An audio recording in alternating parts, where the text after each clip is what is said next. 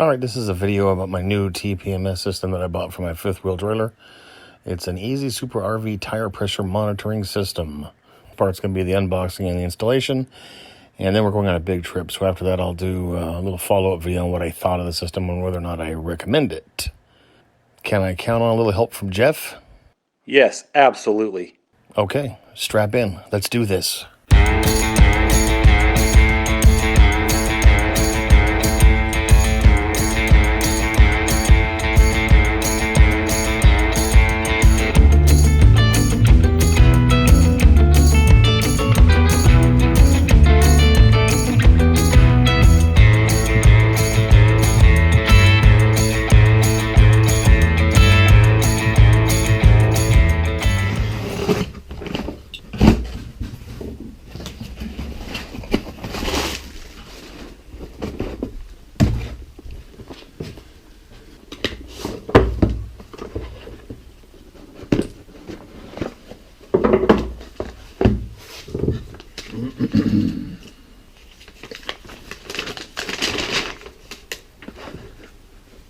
Now the one I chose here,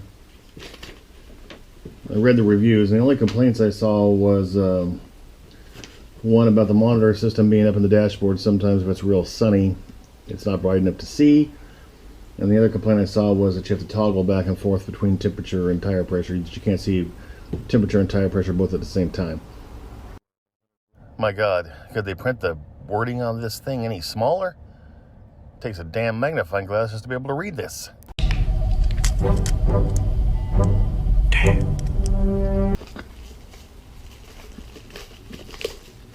Here's the little solar panel. I guess that's the monitor system. I kind of envisioned it being a lot bigger than that, but that's just actually pretty tiny. Here's all the sensors. And then here's the repeater. Now, I have a 40-foot fifth wheel that's towed by a Ford F-350. So 40-foot trailer with a big long F-350. I figure I'm going to put the repeater in the battery bay in the front of the fifth wheel just to make sure that the signal is good and strong. I'll mount it and wire it up someplace. It's all 12 volts, should be easy. So I think what I'm going to do is take the wires. I'm going to use a couple of these connections and hook that right to the battery in the battery bay of the trailer, positive and negative. And then I can use the switch just to shut it off when it's not in use. Anyway, that should be fine.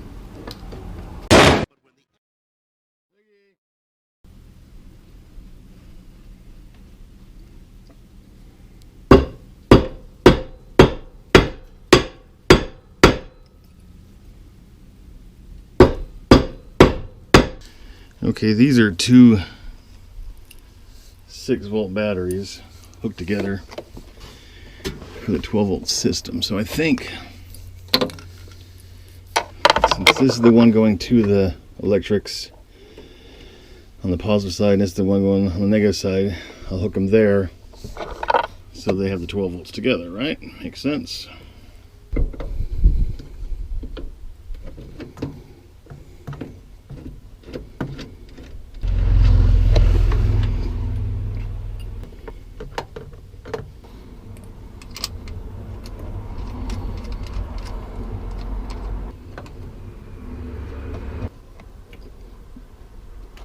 Okay. Now, the first thing I notice is that the repeater is lit up. Button there. Don't know if you can see that. It's red. So if I shut it off, nothing happens. I guess I can just unscrew the fuse when I'm not in use here, when the trailer is.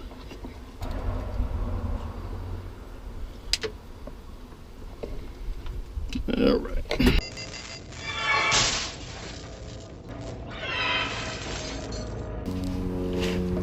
Now what I did see online when it came to setting these things, it wasn't very easy.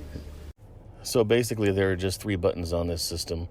You have a set and a plus and minus. The set button changes the mode, temperature, PSI, 4-wheel, 6-wheel, things like that, and then the plus and minus adjust the range. So I'm going to set my system to 4 wheels for the trailer, and I'm going to set the, well, my tires say 110 pounds PSI max, so I'm going to set the high pressure range to about 120, 125. The low pressure range more like 90 before it alerts me that there's a problem. And then for the temperature, I guess I'm going to go with, most of the stuff I read online says they can run down the road at about 145 degrees. So maybe I'll set it up for like 160 degrees Fahrenheit. What in Fahrenheit? I think that'll work. Do you concur? Yes, absolutely. So the way this is supposed to work is you take this little nut and you screw it all the way down the valve stem. And then you take the sensor. This is sensor number 2. So be driver's side 1, passenger side 2, driver's side 3, passenger side 4. So sensor number 2 be the right front tire of the 5th wheel. And you screw this down onto the stem until it stops. And then you back this nut up until it hits this sensor. And then you use this wrench to wrench behind there and make sure it's tight up against the sensor. You have to hold the sensor with your left hand, which I can't do because I'm holding the camera. And you reach back there, probably with this one, and just back that nut up against the sensor nice and tight. Keeps everything together.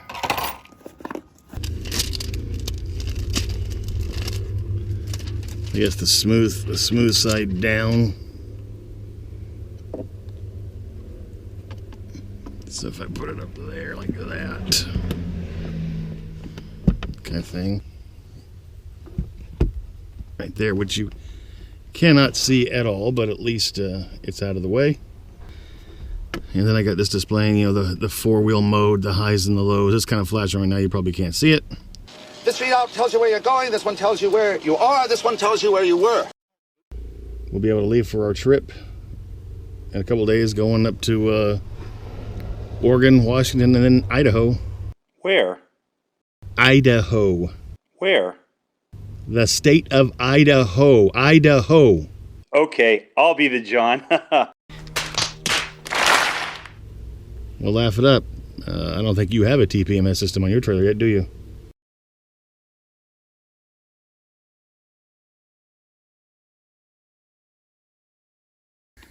All right, we're back from our trip, and one of the things that I noticed with this was that I had a problem with sensor number 4 going off about every hour or so. It would drop to 0, it'd beep and alert us. It'd take about 2 minutes, and it would go back up to pressure. So I thought it was a problem with sensor number 4, but then I realized that sensor number 4 is the furthest away from the repeater, which I had up here in front. And the repeater was also sitting up here in front of the battery, so not only was it going the distance through all the metal of the trailer itself, the signal was also going through the battery. So I think in the future, I'm going to put the repeater behind the battery so it doesn't have to go through, the signal doesn't have to go through the battery. Maybe that'll make it pick up a little better and eliminate that going off every hour or so. And the other thing I'm going to do is I'm going to put this inside a piece of foam. I have a foam left over from a Pelican case where I tore out the foam. Do a little slice in that and stick that in there so it's just kind of protects it a little bit when I'm sitting. Another thing I found out too was that I was just going to unscrew this fuse when I wanted to shut off, and it was parked at the RV spot for a week or whatever, or here at home in the driveway. I think I'm going to get rid of that though, and I think I'm going to go to just this old alligator clip that I have here. All right, well, with all that being said, with using it on that 2,000-mile trip, what do I think? Would I recommend it? Did it work?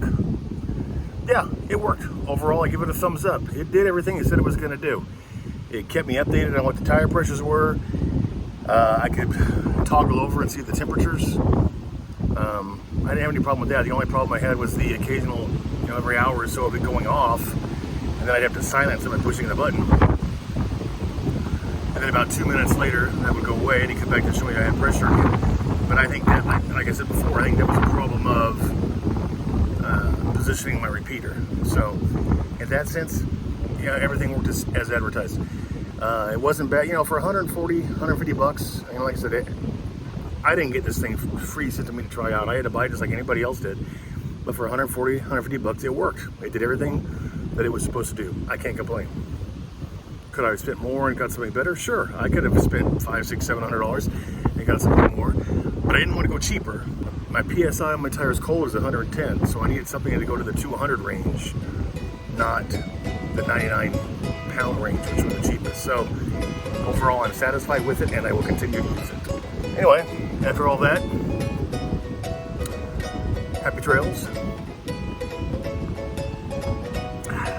Peace.